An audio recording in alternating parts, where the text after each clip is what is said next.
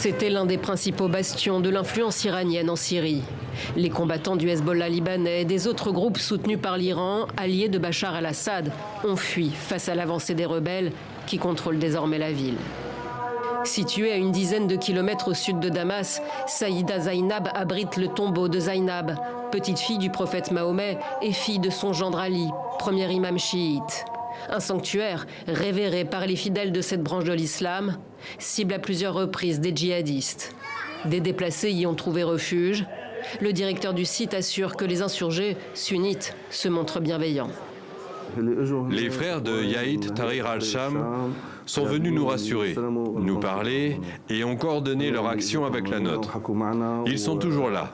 Nous les avons rencontrés hier. Nous sommes en contact direct et tout ce qui se passe, ils le gèrent immédiatement et de manière excellente. Depuis qu'ils ont pris le pouvoir, les rebelles assurent que les minorités n'ont pas à s'inquiéter.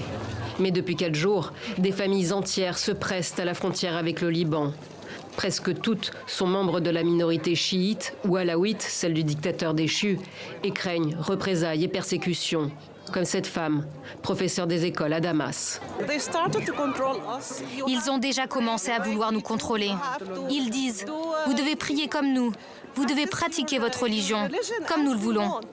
Ils vont nous attaquer, comme ça s'est passé avant, car c'est ce qu'ils avaient dit déjà avant. Ils avaient promis de nous respecter, et puis ils ont commencé à tuer tout le monde. Même inquiétude chez les chrétiens. À Damas, ils se font discrets. Les églises se sont vidées.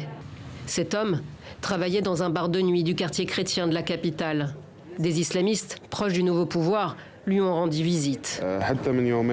Il y a 2 jours, ils sont arrivés sur des motos, ils étaient armés. Ils ont demandé aux gens où sont les lieux pour acheter de l'alcool. Alors j'ai dit, pourquoi tu veux acheter de l'alcool? Il a répondu, je ne veux rien, je veux juste détruire cet endroit et tirer dessus. Il ne s'est finalement rien passé. Seul l'avenir dira si les promesses des nouveaux dirigeants sont sincères.